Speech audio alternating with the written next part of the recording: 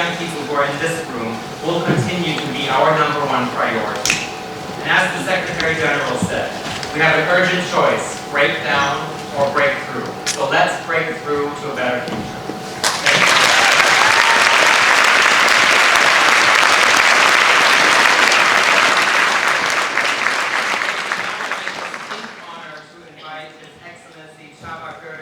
President of the 77th session of the General Assembly, to deliver his remarks. We're so grateful you're here with us.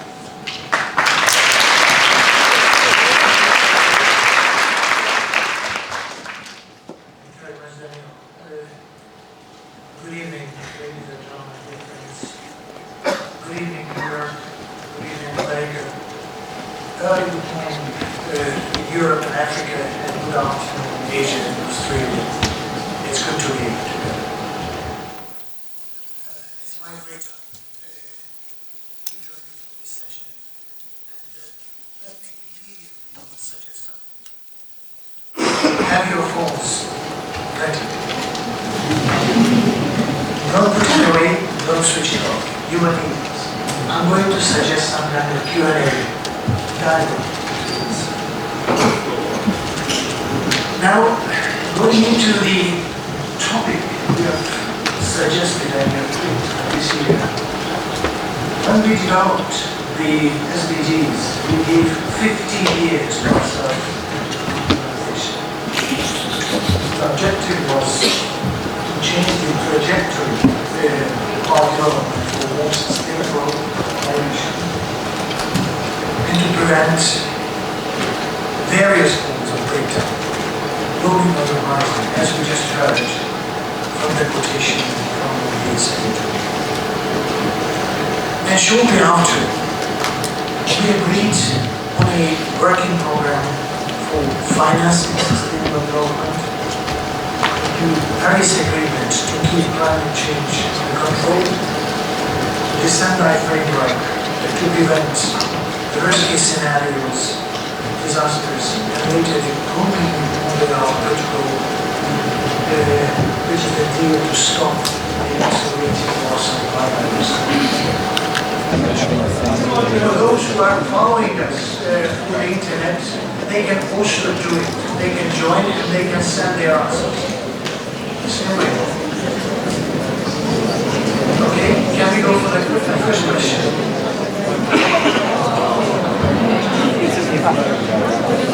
So please answer in maximum 2 words.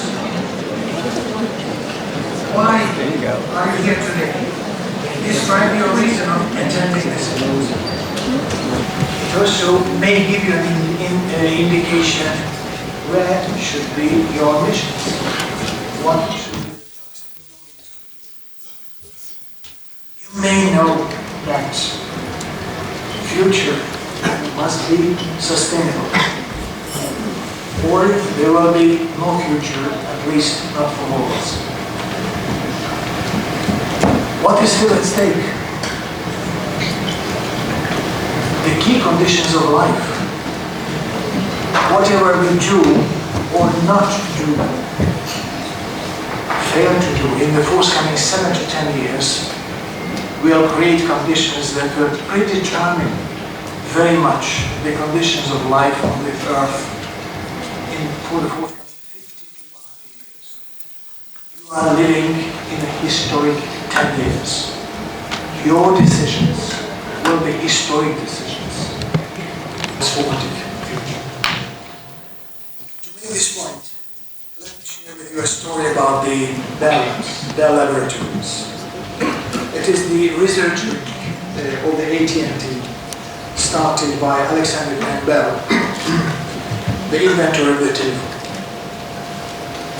with 9 Nobel Prizes awarded for groundbreaking results. The Bell Labs became known as the Idea Factory. Bell Labs managers actually once wanted to know why some of their engineers are more productive, more creative than others. And they couldn't understand. Maybe it was schooling, maybe it was the specialty of the engineers, maybe it was the books they read, but no adequate answer came out from their research until they realized that there was that the most productive researchers had one thing in common.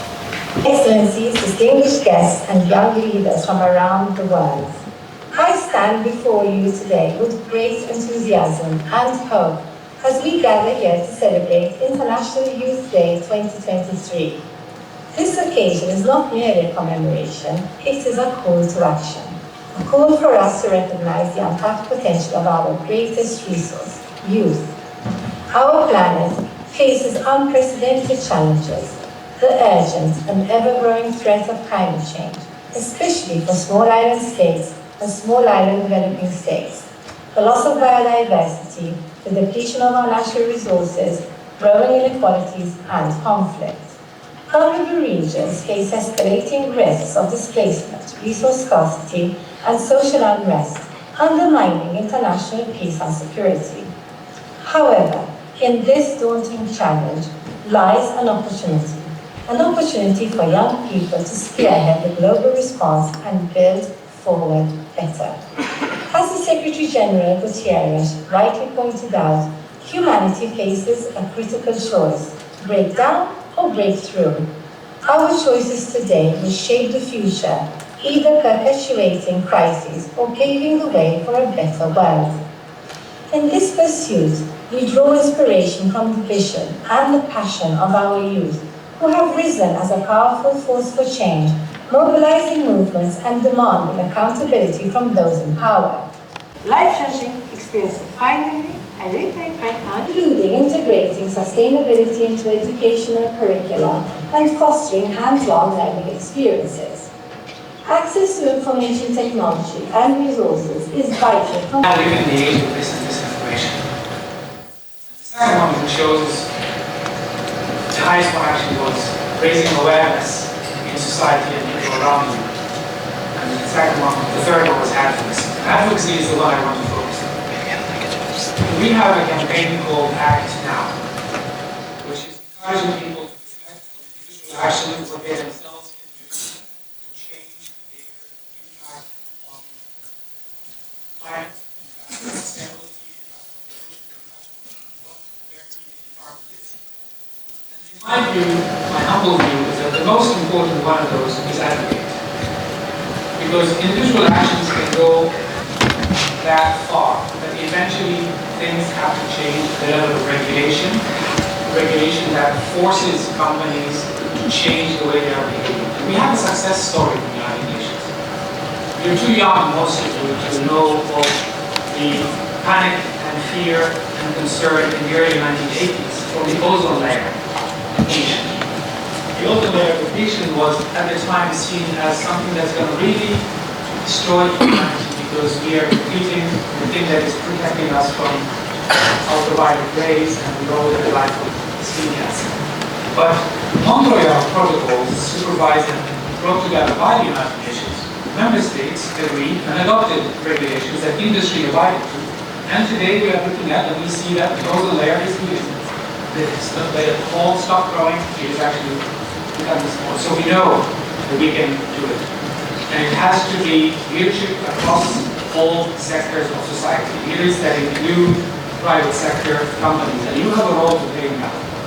Marketing companies do a lot of research, and many of the outcomes from young people indicate that people are more, 78% of respondents to a survey by Dentsu and Microsoft indicated that they're willing in the next 5 years to change their spending behavior to align with companies that actually show commitment to the sustainability. Because I think the more awareness there is, the more we talk about advocacy and your role, but not only your role in what you do individually. It has to be your role in impacting decisions by leaders. It might be short term because they want to be elected or because they want to satisfy the profit needs of their investors. I think that short-termism needs to come to an end. I think younger people, maybe you need to think more in the long term and older generations who will be there. We will be there with you. I have been, this month, it's my 37th year working for the United Nations.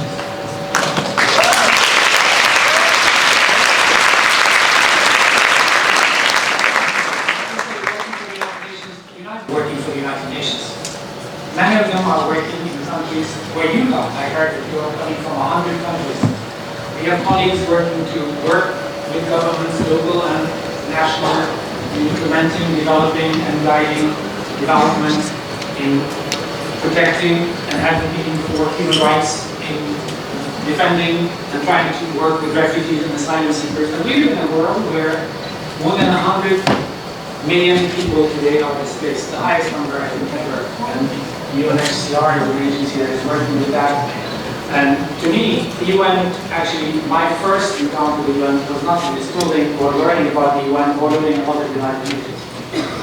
As a child of Palestine refugees, I went to school run by the United Nations, an agency called UNRWA in the West Bank, in Gaza, in Jordan, in Syria, and Lebanon. I grew up in the West Bank. And for me, that is the UN, that is delivering services to refugees and helping them find their footing in life. And I think when you think of the UN, it's not just the ideals that we represent, but it's also the actions that we lead in different parts of the world. Is it always a success? Absolutely not. When member states agree, the UN succeeds. When member states do not agree, the UN does not succeed, and we have seen multiple areas, multiple places where that has happened. Now, when you look at this picture and you look at the SDG achievement, you might think that is bad news. It is. But how many of you know of a football game, Soccer for Americans, or basketball, was lost in the first half? No team loses in the first half. We're at the half time. So this is now the time for the coach, and hopefully the SDG Summit will be the time when leaders get together and say, look, this is the time we turn the tide. Team, tie your laces, straighten up, and let's get back to action. This is the time to change the winning team. And that winning team needs to be you, because you are the future. Thank you.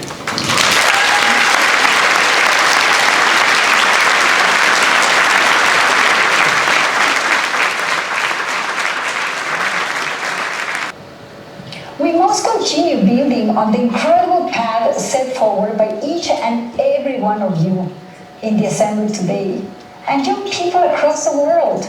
At UNESCO, we will continue joining forces with UN agencies, governments, youth organizations, and the private sector to ensure that youth can fully participate in societies and make the difference. Thank you.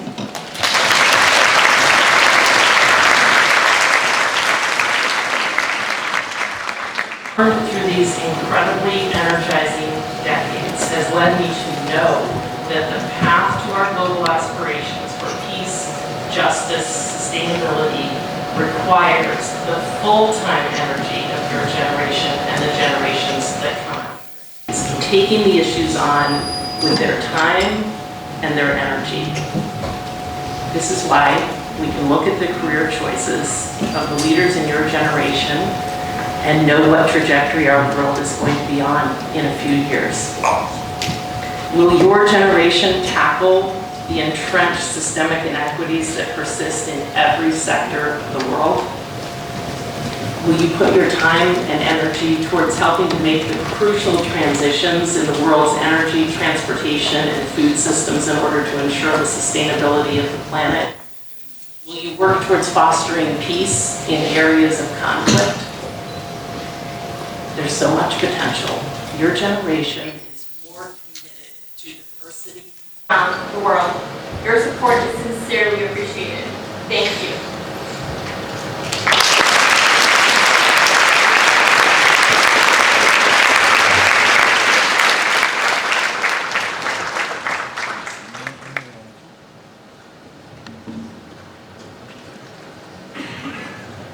I will now request Mr. Ali Mustafa, AFS Intercultural Programs Consultant on UN Relations. who lead us into the main International Youth Day panel, so we can hear from outstanding young people on the importance of green skills for our sustainable world. Please welcome Ali.